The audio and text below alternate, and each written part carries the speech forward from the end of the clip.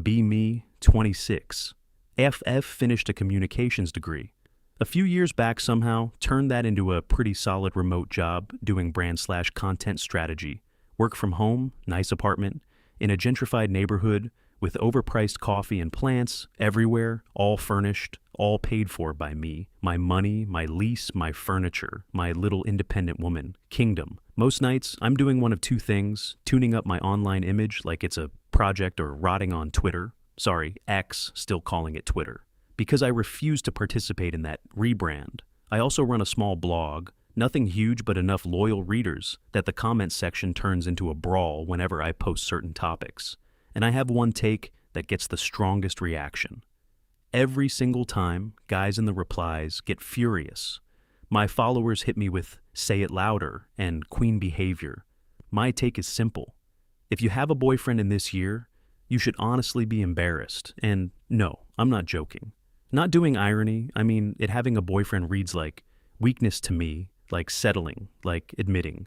You can't run your own life without some dude standing there taking up space. I look at my friends, smart women, capable women with careers and degrees and actual personalities, and so many of them are still chained to these painfully average men. Guys who treat gaming like a personality. Guys who think being the grill guy is a defining character trait. Guys whose version of a meaningful conversation is ranting about middle management. It's bleak. My friend Megan is the biggest example. Love her, but she is deep in it. She's dating this guy, Evan software engineer or developer or whatever exact coding flavor he is. Quiet dude, awkward in groups, basically lives in the same rotation of 3 faded black hoodies. Every time we hang out, he'll sit there with a drink for an hour, barely says anything, just nods now and then, like an NPC with a limited dialogue tree. Megan will be mid-story, animated, doing hand gestures, fully performing, and he'll just look at her with this calm, blank face, and I'm always like, girl, he is not listening. He's buffering. His brain is installing an update, and she always defends him. No, he listens. He just doesn't interrupt. Sure, very noble last weekend. We're at brunch, me, Megan, and my other friend, Claire, also has a boyfriend. His name's Ryan, works in finance, exactly the kind of guy you picture when someone says, finance, trim, haircut, quarter. Zip, speaks in confident nonsense. Ryan starts telling this long story about his fantasy football league. Not even the interesting kind of sports story. Just draft picks waiver claims who he almost traded. I could literally feel my soul trying to leave my body. I tune out, start scrolling on my phone under the table, and I see a post from a Korean feminist account. I follow. They're talking about the 4B movement. No. Dating men. No. Sex with men. No. Marriage, no children. And I'm sitting there like finally someone gets it. They understand the game is rigged. They understand trying to win on male terms is stupid. The only real move is refusing to play. It felt like ideological oxygen in the middle of listening to Ryan explain his bench strategy. So I cut him off, mid-sentence did not care me. You guys know women in Korea are literally opting out of men entirely, right? Table goes quiet for a second. They all just stare at me. Megan blinks. What do you mean opting out? Me. It's called 4B. Women realize the whole social contract is broken. Men bring less than nothing to the table, so they're choosing not to participate. No dating, no marriage, no kids. It's actually revolutionary. Ryan gives this little laugh into his coffee that smug, half-scoff finance guys do when they think they're being reasonable. Sounds kinda miserable. Me, oh, sorry. Is that more miserable than listening to you narrate the draft strategy for your team of enchanted office interns? Not even exaggerating much. His team had some ridiculous name. Like that I'd seen it on his phone earlier. Something corny and overcomplicated and Evan Mr. Hoodie Mister. Silent code. Wizard just takes a sip of his latte. No expression, no smile, no comment, nothing. Which for some reason annoys me even more than Ryan, talking. At least, Ryan is actively bad. Evan just sits there being this human shrug. Megan jumps in fast. Ryan, don't be rude. Jess is just really passionate about this stuff. Me, I'm not passionate. I'm being logical. Then I turn to Claire, because if we're doing this, we're doing this. Me, What does Ryan actually add to your life? Seriously, he works all week, spends Sundays glued to sports, and you still cook because he says he only knows how to barbecue. Claire looks down at her plate, pokes at her eggs. Benedict, like it offended her, then quietly goes, "He makes me feel safe." And I swear that answer drives me insane every time I hear it from women me. Safe from what? An intruder? A wolf? A grizzly? I have a deadbolt and pepper spray. I'm good. Then I pivot to Megan because she's not getting off easy either, me and you. Evan is sweet, sure, but your apartment is nicer than his. You make more than he does. You're the one with plans, friends, invitations, a life. At this point, you're basically subsidizing a quiet man with good posture. He's not a partner. He's a dependent. Megan gets red immediately. That's not fair. He's really smart. He just doesn't show off. Me, right. He's playing 4D chess by acting like an extra in his own life. That landed exactly as badly as you'd expect. Brunch ends weird. Nobody says it outright. But the vibe is dead checks come small talk. Everyone's suddenly very interested in getting home. And I leave feeling annoyed because they still don't get it.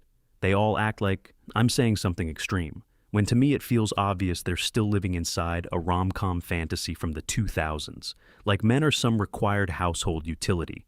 The modern woman does not need a boyfriend for anything. Money? Please, I cover my bills, my rent, my subscriptions, my takeout, my trips. I'm not waiting for a provider. I am the provider, emotional support. I have a therapist for actual issues and a group chat for dumb daily stuff. That system is way more efficient than one guy pretending to care while checking sports scores. Home repairs? There are apps. TaskRabbit exists. A man shows up, fixes the sink, hangs the shelves, leaves no weird energy. No, while I'm here conversation. No expectation. I owe him gratitude for basic competent sex. Lol, that's the easiest one of all dating apps solved that years ago. Tinder, Hinge, Bumble, pick your interface. I have options, lots of options. There's the tattooed photographer when I want a fun Tuesday night and zero follow-up. There's the pharmacy student when I feel like hearing someone smart talk for 45 minutes before anything happens. There's the generic handsome gym guy for when I just want to check a box and move on. It's basically food delivery for attention and sex. I choose what I'm in the mood for. It arrives, serves the purpose, then the transaction ends. No emotional clutter. No maintenance, no "how was your day" monologues. No absorbing someone else's stress because he had a bad meeting. Clean, efficient, controlled, powerful. That's what people miss. A boyfriend is outdated tech. It's like choosing a horse carriage when rideshare exists. A relic, an inconvenience, something people romanticize because they're scared of change. I get home from brunch still irritated, so I do what I always do. When I'm irritated, I write open my laptop, start a new blog post, title it. Something like, "Boyfriends are a social crutch. Why relationships make women weaker." And I go in hard, no hedging, no softening it, so people won't be offended.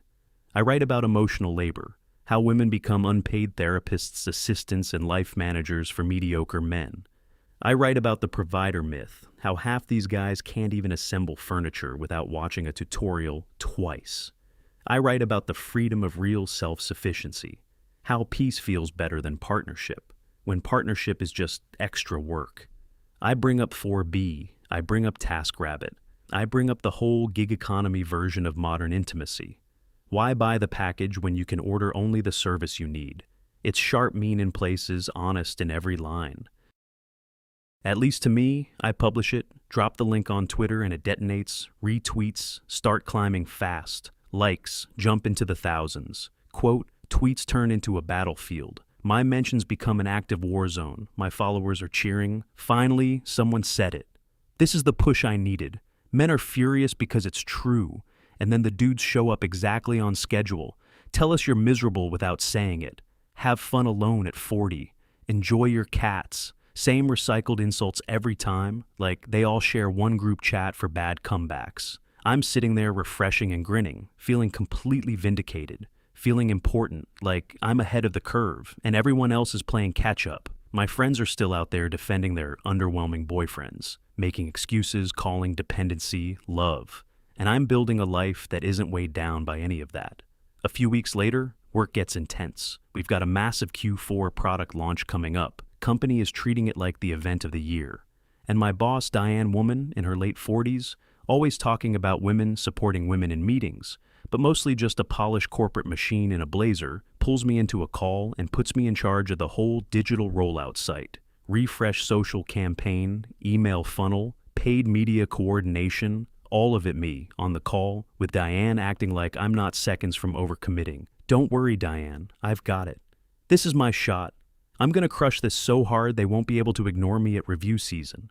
I actually believe it when I say it for a little while. Everything is moving the easy stuff, anyway. I build the graphics in Canva, write all the launch copy, headlines, captions, email, subject lines, CTA buttons, all of it.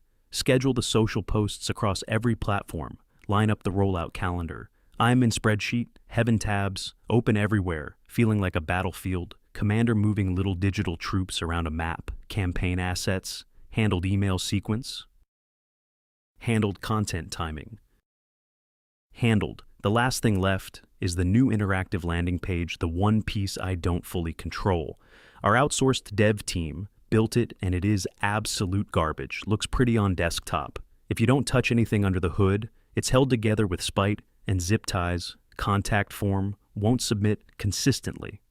One of the main JavaScript animations crashes the page on mobile, just hard, dies blank screen, sometimes reload, loop launches in 7 days. That's when the panic finally starts creeping in, first real wave of it like cold water in my chest. Immediately start trying to coach myself through it. No, don't panic. You are a girl boss. Girl bosses do not panic. Girl bosses pivot. I email the dev lead, some guy in Eastern Europe named Marco or Miro, something like that. His reply might as well have just said, works for us, not our issue, good luck, completely useless. I try to troubleshoot it myself, which is insane. I barely speak enough code to be dangerous. I'm Googling error messages and copy-pasting snippets from forum threads into the back end, like a chimp at a keyboard, click save, refresh, pray, repeat. I do not fix it. I make it worse, way worse. Now the page isn't just broken, it's gone full, 404. Entire landing page disappears, like I never existed. Stare at the screen for a solid 10 seconds, brain blank, then the next 2 days become a blur. 48 hours of caffeine and dread barely sleeping. If I close my eyes, I just see broken code and Slack notifications living on cold brew, protein bars, and pure adrenaline. My nice clean apartment starts looking like the set of a low-budget hacker movie. Dirty mugs on every surface, wrappers on the floor. Laptop charger stretched across the room like a tripwire. Lights dim me in an old hoodie with greasy hair and one contact lens trying to escape. I start looking for emergency help. Go on Upwork, message freelance developers like a desperate person trying to hire a surgeon in a parking lot. Everyone either wants a stupid amount of money or says they can start early next week, which may as well be next year. My left eye starts twitching, like visibly. Then Diane pings me on Slack. Of course she does. Hey Jess, quick check-in on the landing page. We need to begin internal testing by end of day tomorrow. Everything on track? I can feel my hands shaking while I still type back like I'm in a perfume ad. Yep. Just adding final touches and doing a couple extra optimizations. You're gonna love it. Send immediately want to throw up straight up, lie.exe. And the second it's sent, this wave of dread hits me so hard, I have to sit down on the floor. I am cooked completely. The whole image I built at work, the polished, I've got this thing, the effortless competence, all of it is about to crack in public. I can't ask anyone on my team for help. Now, not after acting like I was in total control asking for help, would mean admitting I'm not just struggling. It would mean admitting I never should have taken full ownership of the dev piece in the first place. I sit there staring at my contacts, trying to think who I can call Claire. She'd tell me to breathe, stretch, drink water, maybe do a guided meditation. Love her not helpful. My thumb keeps scrolling, then lands on Megan and just hovers there. I do not want to call Megan. I especially do not want to hear anything from Evan. I can already hear an imaginary, sounds tough, in that calm little voice of his, and Megan being nice about it, which somehow feels worse, but the panic in my chest is so heavy at this point, it feels physical, like someone set a cinder block on me, so I call. She answers on the second ring. Hey, what's up? I try to sound normal, try to sound casual, hey, nothing crazy, you busy? Megan, kind of. Evan and I are making dinner. Why? You sound off.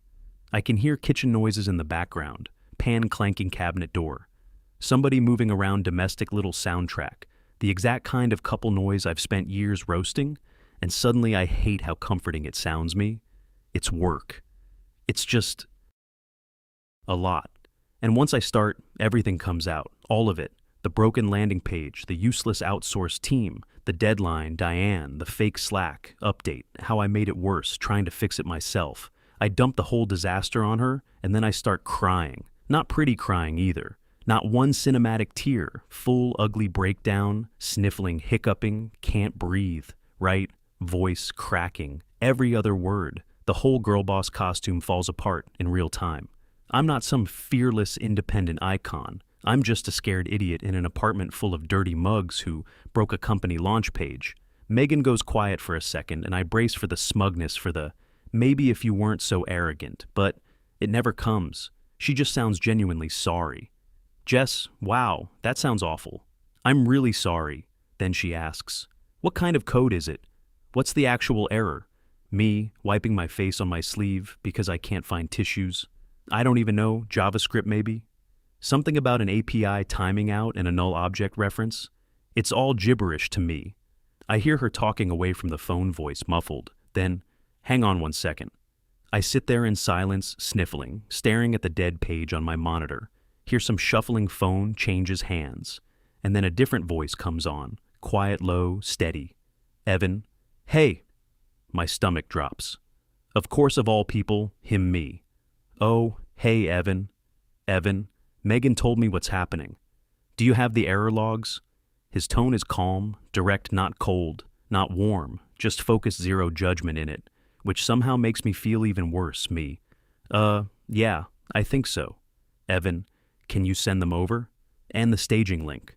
I just sit there for a second, silent brain trying to process the fact that Mr. background character is suddenly running triage on my disaster, Mia. Evan, you really don't have to. It's my mess. Him, Megan's worried about you. Send the link. That's it. Not dramatic, not performative, just a plain sentence I swallow. My pride tastes like battery acid copy. The logs copy the staging, URL dump, everything into a text and send it to Megan's phone for him. Me, okay. Sent.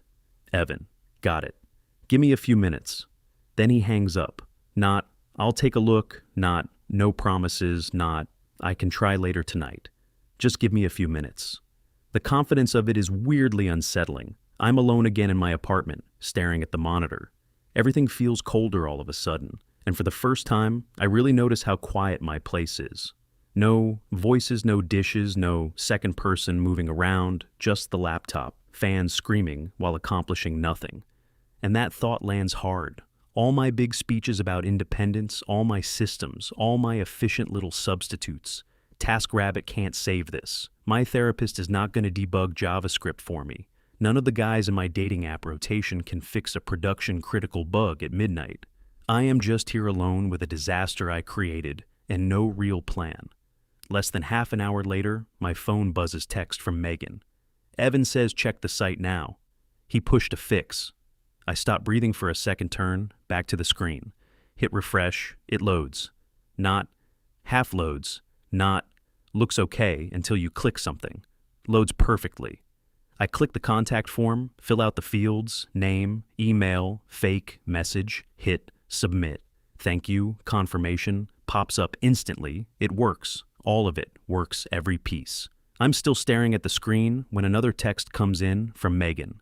Evan says your marketing API endpoint was deprecated and the page was calling a null array. He rewrote the fetch calls to use the new authenticated endpoint and added a promise race so the animations don't hang on mobile. Does that make sense?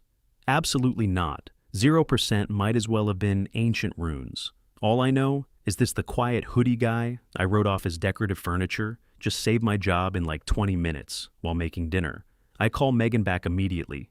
She picks up right away. Me, Megan. Thank you. Seriously, please tell Evan thank you.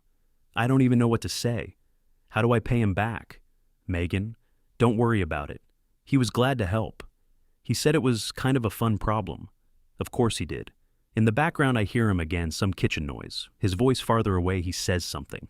I can't make out. Megan laughs a little. He says clear your browser cache. Me, oh, okay, yeah, I will. And then I just blurt it out before I can talk myself out of it. Me, Megan, I was awful at brunch. Like, genuinely awful. I'm sorry. There's a pause, not a dramatic one, just a soft one. Then she goes, I know. It's okay. We were more worried than mad. You've seemed really wound up lately.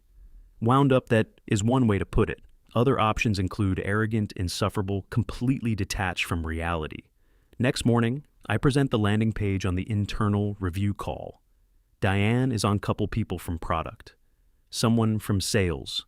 Everyone doing the usual corporate nodding. I walk them through the page, scroll, click, demo, the form, show the mobile behavior. Everything is smooth, no crashes, no broken links, no visible signs of the meltdown I had on my kitchen floor. Diane is thrilled.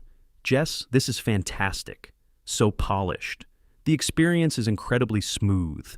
You really pulled this together. I smile and nod like a professional adult woman who earned this. Thanks, Diane. It was a team effort.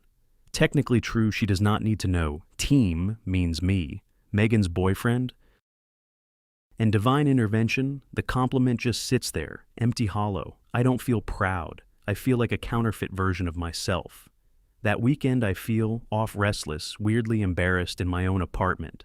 I open Tinder out of habit. Start swiping face, shirtless mirror, pic guy with a fish, guy with a dog. He definitely borrowed for the photo.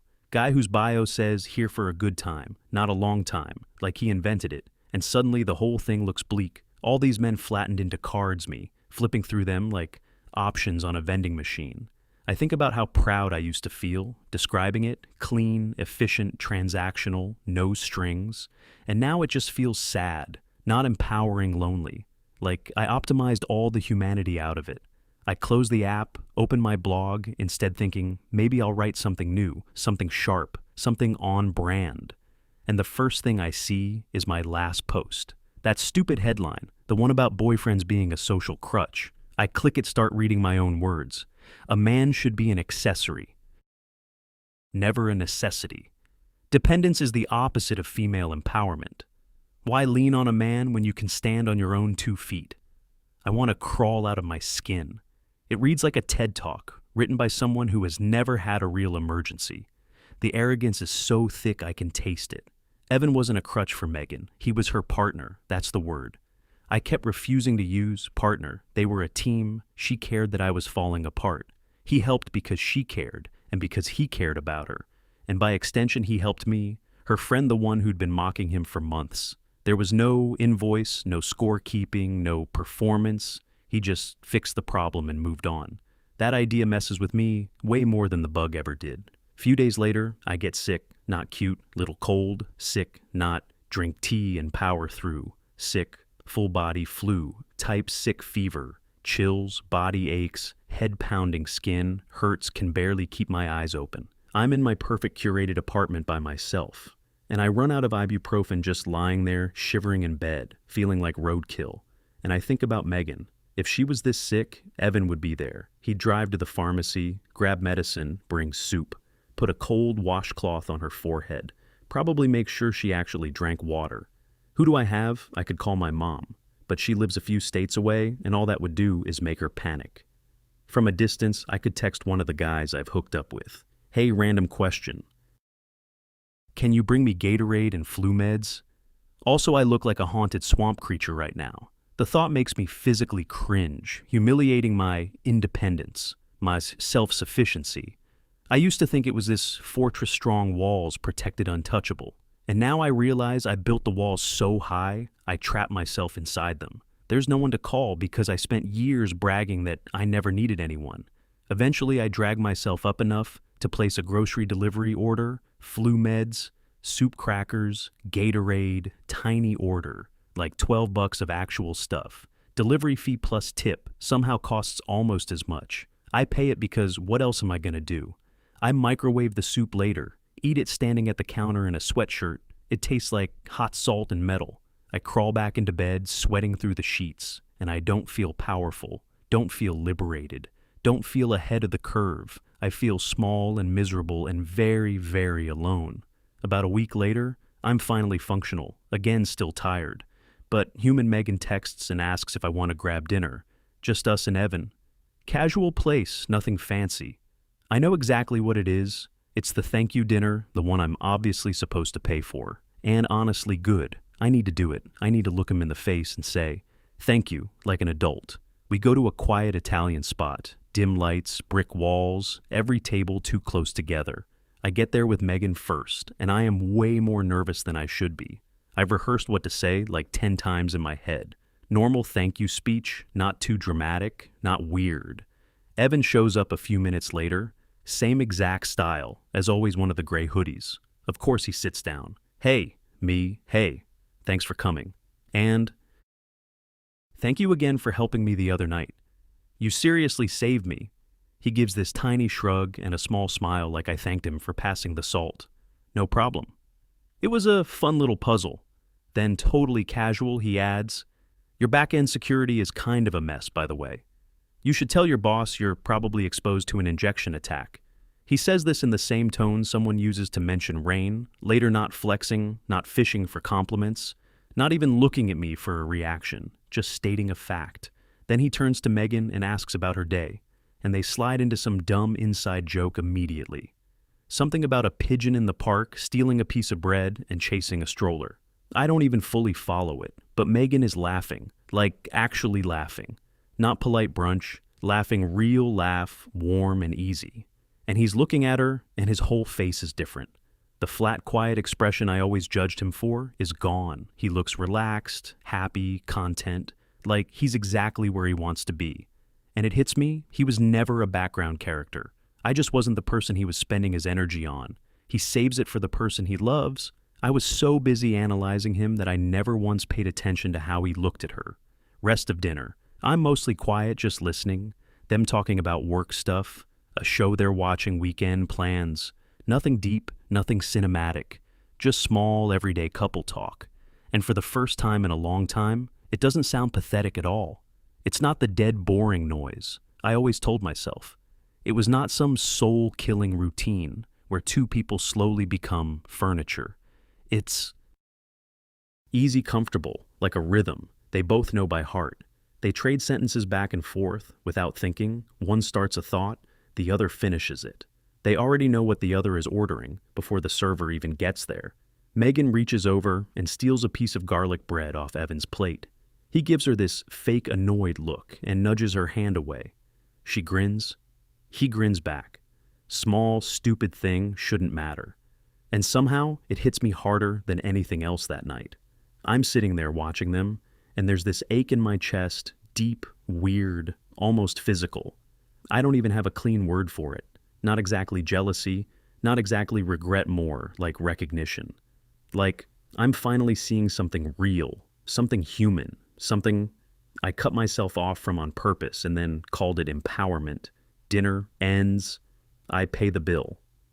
Of course I do. That was the point. Evan thanks me, simple, polite, no weirdness. Megan hugs me outside, warm, quick, familiar. Then they leave together, and I go back to my apartment alone. Open the door, step inside, and the place feels different tonight. Same apartment, same furniture, same lighting. But it feels bigger, emptier, colder. Like the silence expanded while I was gone, I sit down on my expensive couch, the one I researched for 2 weeks. Picked myself, paid for myself, assembled with TaskRabbit. Because of course, and I just look around my good job, my income, my nice neighborhood, my curated little life, everything in its place, everything I said, I wanted everything, I used as proof that I was right. I did it. I actually built the life my whole philosophy was pointing toward: total self-sufficiency. No dependence, no compromise, no boyfriend. and I have never felt this lonely in my life, not even close. I open my laptop, go straight to my blog. The dashboard loads, and there it is. At the top, that post, that title, "The boyfriend is a social crutch. Why women are weaker for having one," just staring back at me. And all I can think is my face. When I'm the weak one, I built an entire identity out of cope and called it theory. I think about the comments under it, all the angry guys, all the dumb insults. Have fun dying alone. Back then, I rolled my eyes, thought it was just bitter. Dude saying predictable, dude, things cheap. Shot. Empty line, tonight. It doesn't feel empty tonight. It feels like a diagnosis, like a future tense sentence. I click into the admin panel, scroll through my posts, years of smug essays, smirking advice, little ideological victory laps, thousands of likes from strangers who don't know me at all. My cursor hovers over delete one click and I could wipe half of it out. All the arrogance, all the posturing, all the "I'm above this" nonsense. I don't click, I just sit there staring at it. Because as much as I hate it right now, this is still mine. I made this polished, hollow monument to my own ego. This whole thing built out of defensiveness and contempt. And the worst part is realizing what I should actually be ashamed of. Not that I don't have a boyfriend, not that I live alone, not that I built a life by myself. It's that I became the kind of person who needed to mock other people's love to feel strong. The room is dark, except for the laptop. Screen light on my face, everything else, quiet. I just sit there, and the cursor keeps blinking, blinking, blinking, and there's nothing else.